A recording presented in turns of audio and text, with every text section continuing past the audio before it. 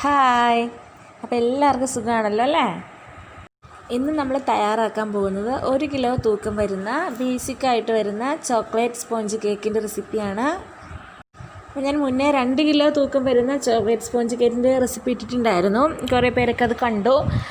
അപ്പോൾ 1 കിലോ തൂക്കം വരുന്ന ചോക്ലേറ്റ് സ്പോഞ്ച് കേക്ക് റെസിപ്പി ഒന്ന് അപ്ലോഡ് ചെയ്യാൻ കുറച്ച് പേര് പറഞ്ഞിട്ടുണ്ടായിരുന്നു. അപ്പോൾ അത് നിങ്ങളായിട്ട് ഷെയർ ചെയ്യാമെന്ന് കരുതി.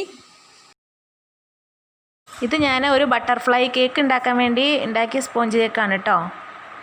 അപ്പോൾ നമുക്ക് അതിന് വേണ്ടി ആദ്യം കേക്ക് ഫ്ലോർ തയ്യാറാക്കി എടുക്കാം. അപ്പോൾ ഞാൻ 1 കപ്പ് മൈദ എടുത്തിട്ടുണ്ട്. അതിൽ നിന്നും 1 ടേബിൾ സ്പൂൺ മാറ്റിയതിന് ശേഷം 1 ടേബിൾ സ്പൂൺ കോൺഫ്ലോറും എടുത്ത് വെച്ചിട്ടുണ്ട്.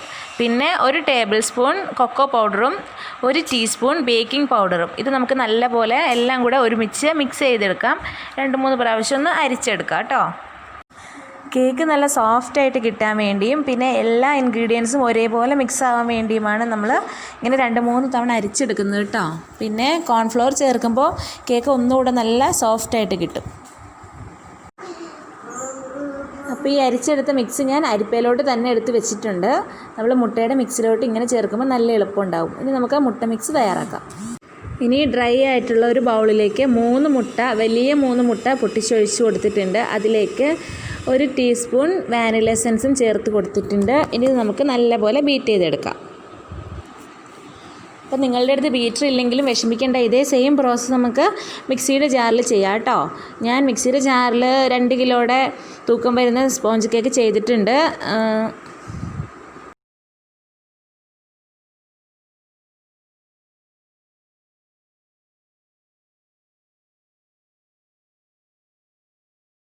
മുട്ട നല്ലപോലെ ബീറ്റായി വന്നതിന് ശേഷം നമ്മൾ എടുത്തു വെച്ചിട്ടുള്ള 1/4 കപ്പ് പഞ്ചസാര പൊടിച്ചത് കുറച്ചായിട്ട് നമുക്ക് ചേർത്ത് കൊടുത്ത് വീണ്ടും ബീറ്റ് ചെയ്യാം.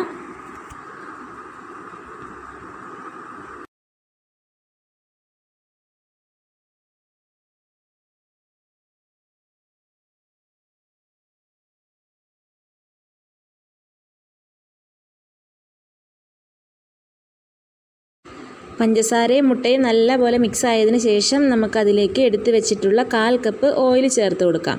സൺഫ്ലവർ ഓയിൽ ആണ് ഞാനിപ്പോൾ എടുക്കുന്നത്. ഏത് ഓയിലാണെങ്കിലും കുഴപ്പമില്ല. അത് നമുക്ക് ചേർത്ത് കൊടുത്ത് ജസ്റ്റ് ഒന്നുകൂടെ ബീറ്റ് ചെയ്തെടുക്കാം.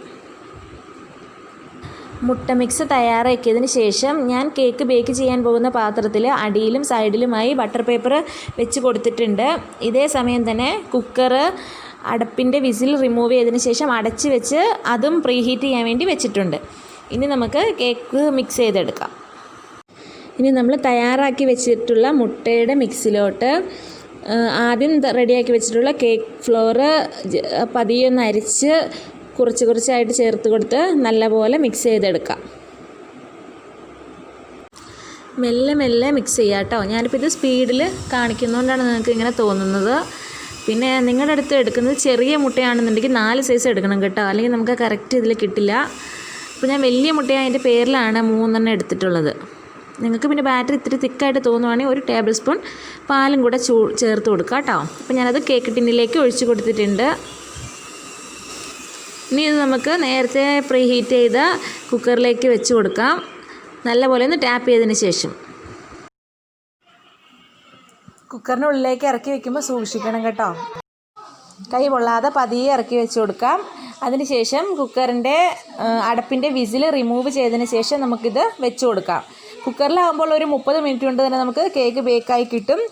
വലിയ പരന്ന ചരുവത്തിലൊക്കെ വെക്കുകയാണെങ്കിൽ 40 മുതൽ 45 മിനിറ്റ് വരെ വേണം ഇത് റെഡിയായി കിട്ടാൻ. 30 മിനിറ്റ് ശേഷം നമുക്ക് കുക്കറിൻ്റെ അടപ്പൊന്ന് തുറന്ന് നോക്കാം. വാവ്, നല്ല കറക്റ്റായിട്ട് ബേക്കായിട്ടുണ്ട്.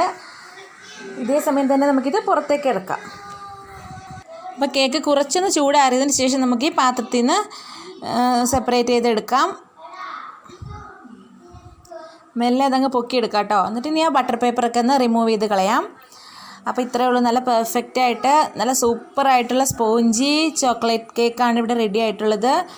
ഇത് ഐസിങ് ചെയ്തൊക്കെ വരുമ്പോൾ കറക്റ്റ് 1 കിലോ തൂക്കം ഉണ്ടാവും. അപ്പോൾ ഇത്രയേ ഉള്ളൂ. നിങ്ങൾക്ക് വീഡിയോ ഇഷ്ടമായെന്ന് കരുതുന്നു. ഇഷ്ടമായാലും നിങ്ങൾ തീർച്ചയായിട്ടും ലൈക്ക് ചെയ്യുക, ഷെയർ ചെയ്യുക. അപ്പോൾ നമുക്ക് വീണ്ടും കാണാം. താങ്ക്